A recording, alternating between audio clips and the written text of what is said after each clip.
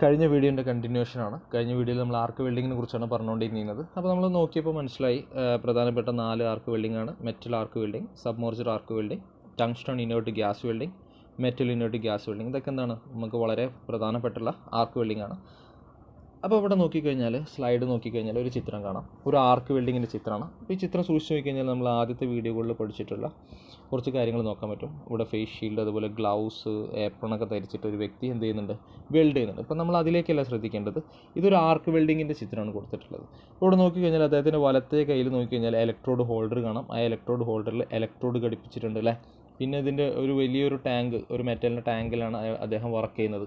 അവിടെ സൂക്ഷിച്ച് നോക്കിയാൽ നമുക്ക് മനസ്സിലാവും ഈ വർക്ക് പീസിനും ഈ ഇലക്ട്രോഡിനും ഇടയിലാണ് എന്ത് ചെയ്യുന്നത്, ആർക്ക് ക്രിയേറ്റ് ചെയ്യുന്നത് അല്ലേ. ഈ ആർക്ക് എങ്ങനെയാണ് ഉണ്ടാകുന്നത്, ഇലക്ട്രിസിറ്റിയുടെ സഹായത്തോട് കൂടിയിട്ടാണ് ഈ ആർക്ക് ഉണ്ടാകുന്നത് അല്ലേ.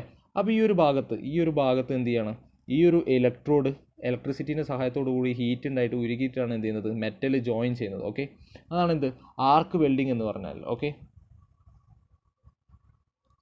പിന്നെ എക്യുപ്മെൻറ്റ്സിനെ കുറിച്ച് നമ്മൾ പഠിച്ചിട്ടുണ്ടായിരുന്നു. അപ്പോൾ നമ്മൾ നേരത്തെ കണ്ടതാണ് ആർക്ക് വെൽഡിങ്ങിന് യൂസ് ചെയ്യുന്ന എക്യുപ്മെൻറ്റ്സ്, വെൽഡിംഗ് ജനറേറ്റർ, ട്രാൻസ്ഫോമർ, അതുപോലെ തന്നെ കേബിൾസ്, ഇലക്ട്രോഡ് ഹോൾഡർ, ഇതൊക്കെ എന്താണ് ആർക്ക് വെൽഡിങ്ങിൻ്റെ പ്രധാനപ്പെട്ട എക്യുപ്മെൻറ്റ്സ് ആണ്.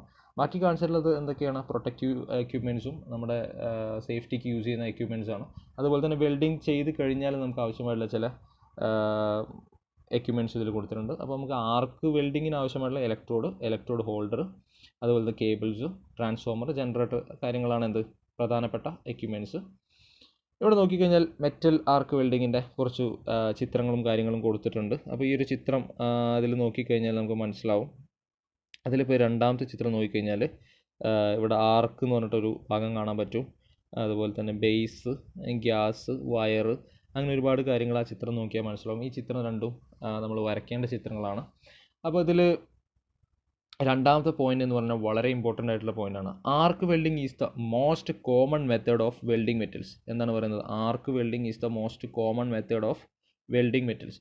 ആർക്ക് വെൽഡിംഗ് എന്ന് പറയുന്നത് എന്താണ്, വളരെ പ്രാധാന്യമുള്ളതും കോമൺ ആയിട്ട് യൂസ് ചെയ്യുന്നതുമായിട്ടുള്ളൊരു വെൽഡിങ്ങിൻ്റെ മെത്തേഡാണ് ഏത്, മെറ്റൽ ആർക്ക് വെൽഡിംഗ് എന്ന് പറയുന്നത്. ഓക്കെ, പിന്നെ അതിൽ മൂന്നാമത്തെ പോയിന്റ് നോക്കാം. Electricity travels from electrode to base metal to ground. എന്താ പറയുന്നത്, ഇലക്ട്രിസിറ്റി എവിടേക്കാണ് ട്രാവൽ ചെയ്യുന്നത്, ഇലക്ട്രോഡ് ടു ബേസ് മെറ്റൽ അല്ലേ. നമ്മൾ നേരത്തെ കണ്ടതാണ്, 2 കേബിൾ വഴി കണക്ട് ചെയ്ത കാര്യങ്ങളൊക്കെ നമ്മൾ കണ്ടതാണ്. അപ്പോൾ ഈ 2 പോയിന്റ് എന്താണ് വളരെ ഇമ്പോർട്ടൻ്റ് ആയിട്ടുള്ള പോയിന്റാണ്. ഇനി നമുക്ക് നോക്കാം advantages and disadvantages of arc welding. എന്തൊരു കാര്യമാണെങ്കിലും അതിന് എന്തുണ്ടായിരിക്കും, ഗുണങ്ങളുണ്ടായിരിക്കും, ദോഷങ്ങളുണ്ടായിരിക്കും. അഡ്വാൻറ്റേജസ് എന്ന് പറഞ്ഞാൽ അതിൻ്റെ ആർക്ക് വെൽഡിങ്ങിൻ്റെ ഗുണങ്ങളാണ് പറയാൻ പോകുന്നത്. ഡിസഡ്വാൻറ്റേജസ് എന്ന് പറഞ്ഞാൽ ആർക്ക് വെൽഡിങ്ങിന് ഉണ്ടായിരിക്കുന്ന കുറച്ച് ദോഷങ്ങളും കാര്യങ്ങളും നമുക്ക് പറയാം. ആദ്യം നമുക്ക് അതിൻ്റെ അഡ്വാൻറ്റേജസ് ഓരോന്ന് നമുക്ക് നോക്കാം. ഫസ്റ്റ് പോയിന്റ് നോക്കാം, most efficient way to join metal. Efficiency കൂടുതലാണ് അല്ലേ.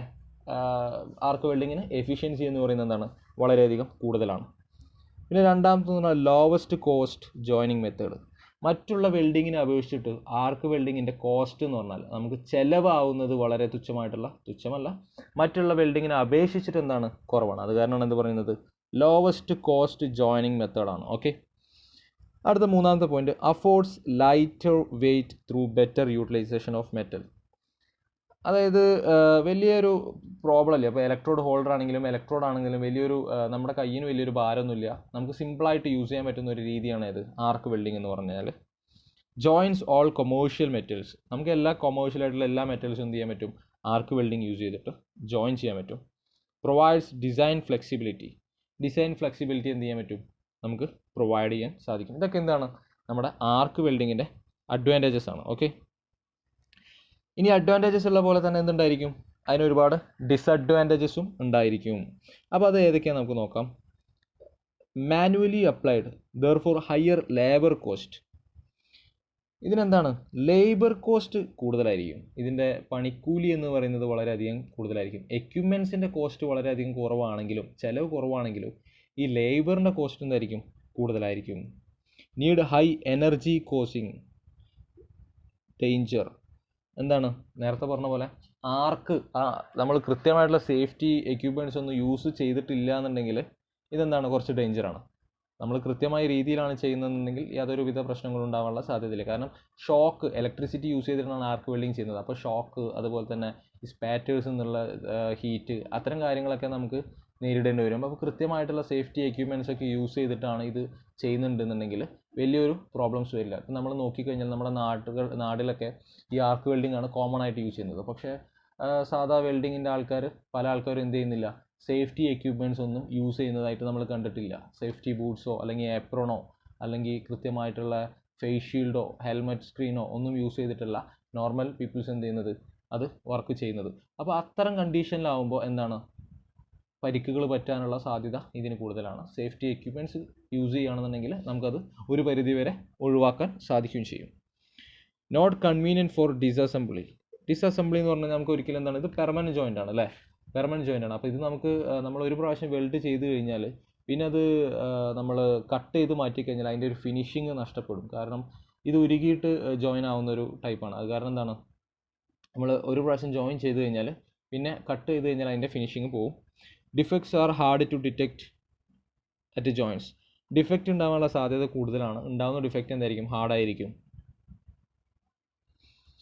ഇനി നമുക്ക് ഇതിൻ്റെ ആപ്ലിക്കേഷൻസ് നോക്കാം. ആപ്ലിക്കേഷൻ എന്നുള്ള ഉദ്ദേശിക്കുന്നത് ഈ ഒരു ആർക്ക് വെൽഡിംഗ് പ്രോസസ്സ് ഏതൊക്കെ സ്ഥലത്ത് ഏതൊക്കെ രീതിയിലാണ് ഉപയോഗിക്കുന്നത് എന്നാണ് ആപ്ലിക്കേഷനിൽ പറയുന്നത്. അപ്പോൾ നോക്കാം നമുക്ക്.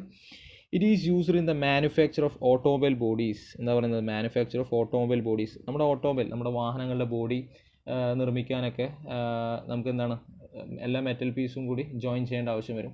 അത്തരം സന്ദർഭങ്ങളിലൊക്കെ നമുക്ക് എന്ത് ചെയ്യാൻ പറ്റും, നമ്മുടെ ആർക്ക് വെൽഡിങ് യൂസ് ചെയ്യാൻ പറ്റും. ചെറിയ ചെറിയ ജോയിൻസിനൊക്കെ എന്താണ്, ഓട്ടോമൊബൈലിൽ ആർക്ക് വെൽഡിംഗ് ആണ് യൂസ് ചെയ്യുന്നത്. എന്നാൽ ഇന്നത്തെ ഒരു കണ്ടീഷനിൽ ഇൻഡസ്ട്രി മൊത്തമായിട്ട് മാറി ടിഗ് വെൽഡിങ്ങിലേക്കും മിഗ് വെൽഡിങ്ങിലേക്കും മാറി. അത് തന്നെ മാനുവലി അല്ല, മെഷീൻ വെൽഡിങ്ങും റോബോ വെൽഡിങ്ങും ഒക്കെ വന്നിട്ടുള്ള ഒരു കാലഘട്ടത്തിലേക്ക് മാറിക്കൊണ്ടിരിക്കുകയാണ്. പഴയ കാലങ്ങളിലാണ് കൂടുതലായിട്ട് മാനുവലായിട്ട് വെൽഡ് ചെയ്തിരുന്നത്.